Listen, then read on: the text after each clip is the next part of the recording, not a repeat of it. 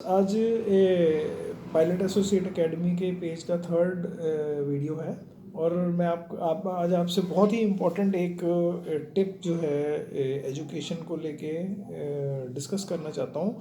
भी जब एग्ज़ाम्स आने लगे तो 2 महीने पहले आप कैसे तैयारी करो, क्योंकि ये बहुत इम्पोर्टेंट एक इशू बन जाता है। भी 2 महीने के टाइम को डिवाइड करना और उसके बाद उसको प्रॉपर यूटिलाइज करना।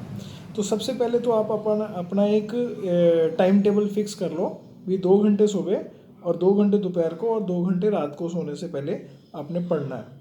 और अगर 2 घंटे 6 घंटे नहीं पढ़ सकते एक दिन में तो 4 घंटे एटलीस्ट आपको पढ़ना ही पड़ेगा।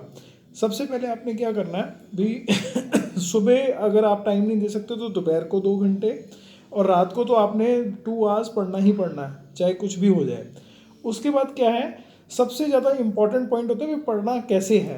तो उसका उसका मैं आपको आज एक बड़ा अच्छा एक टिप दूंगा भी, और ये कॉमनली यूज़ भी होता है, बट जो नहीं यूज़ करते मैं उनके लिए मैं आपको स्पेशल उनको रिक्वेस्ट करूंगा भी एक बारी ट्राई करके देखो, तो आपको इस चीज़ का फ़ायदा ज़रूर होगा। सबसे पहले तो आपने एक प्लेन पेपर ले लेना है। प्लेन पेपर लेके और आपने बुक खोल लेनी है।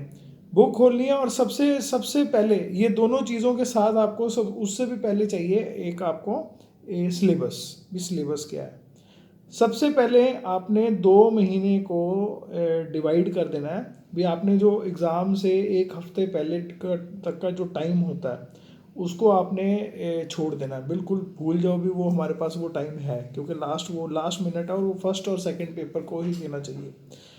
अब आ जाओ, आपके पास रह जाते हैं सेवन सेवन वीक्स। 7 वीक्स में आपने क्या करना है, 4 हफ्ते जो जो आपके पास अभी जो फर्स्ट 4 मंथ पड़े हुए हैं उसमें आपने सबसे पहले अपने जितने भी सब्जेक्ट्स हैं, सपोज आपके 5 सब्जेक्ट है तो उसको 4 हफ्तों को आपने डिवाइड कर देना 5 सब्जेक्ट्स में। और पांच पांच सब्जेक्ट्स में भी कैसे डिवाइड करना है, जो सबसे लास्ट में पेपर आना है उसको आपने 4th मंथ में 4th वीक में रखना है उस महीने के। और जो उससे पहले हैं फिर आपने उस हिसाब से करना है। भी जो आपका सबसे पहला पेपर है वो आपने सबसे पहले करना है और उसको सीक्वेंस में चलने दो। एक हफ्ते में आपने एक महीने में आपने उसको टाइम दे देना है। उसके बाद आ जाओ फिर उसको हमने उल्टा कर देना है फिर से। उसको कैसे करना है, भी जो लास्ट 1 मंथ रह जाएगा 1 मंथ में आपने वीक को फिर डिसेंडिंग ऑर्डर में ले जाना है। डिसेंडिंग ऑर्डर में मैं इसलिए बोल रहा हूँ क्योंकि जो हमने लास्ट पेपर शुरू होने से पहले हमने एक हफ्ता रखा था वो हमने जो फर्स्ट 2 पेपर्स हैं उनके लिए रखना है। और उससे पहले पहले आपने फिर से उसको एक बारी रिवीजन कर देनी जो आपने 4 हफ्ते में की थी। और उससे क्या होगा भी, अब जो लास्ट आपके पास एक हफ्ता वन वन वीक रह जाएगा उसमें भी आपने क्या करना है, पहले 3 दिन जो है वो सेकंड पेपर को देने हैं और जो बाकी जो 4 दिन है वो आपने फर्स्ट पेपर जो आपका फर्स्ट पेपर होगा उसको देना है। तो ये तो हो गया टाइम शेड्यूल का। और अब आ जाओ उसके बाद भी आपने इसको मेमोराइज कैसे करना है, इसको आपने सारा ये जो दो दो महीने है इसको यूटिलाइज कैसे करना है।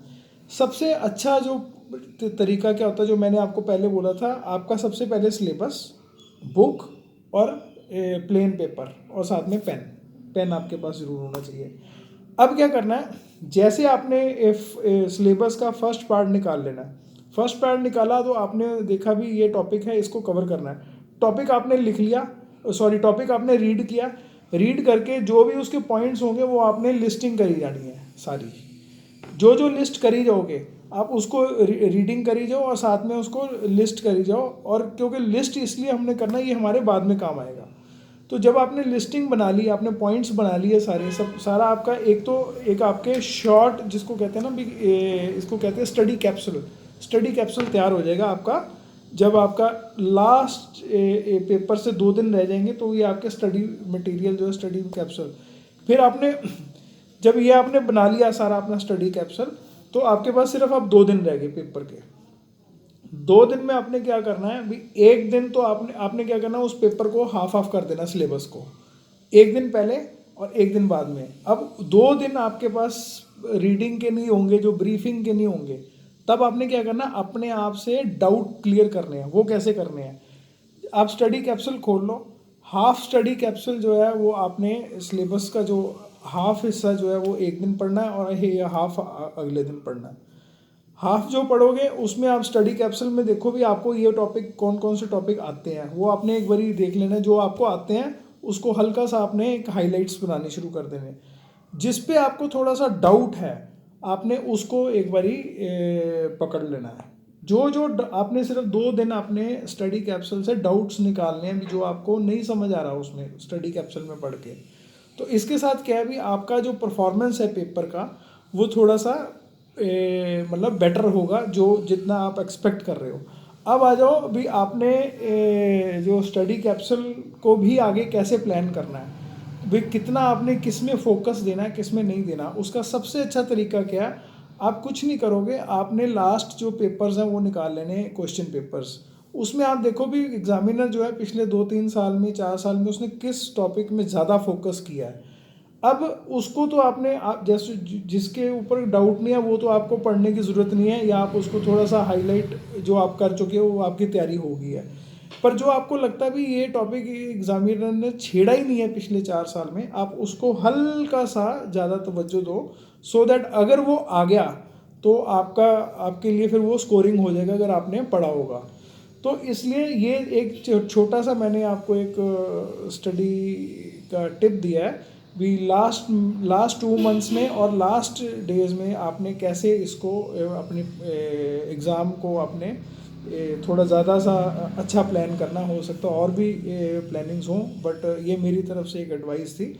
और अगर हमारा एक और कल एक और हम टॉपिक जो है वो आपके साथ शेयर करेंगे, इसलिए आप हमारा यूट्यूब चैनल ज़रूर सब्सक्राइब कीजिए और बेल आइकन ज़रूर दबाना, सो दैट आपको अपडेट मिल जाए। जय हिंद, जय भारत।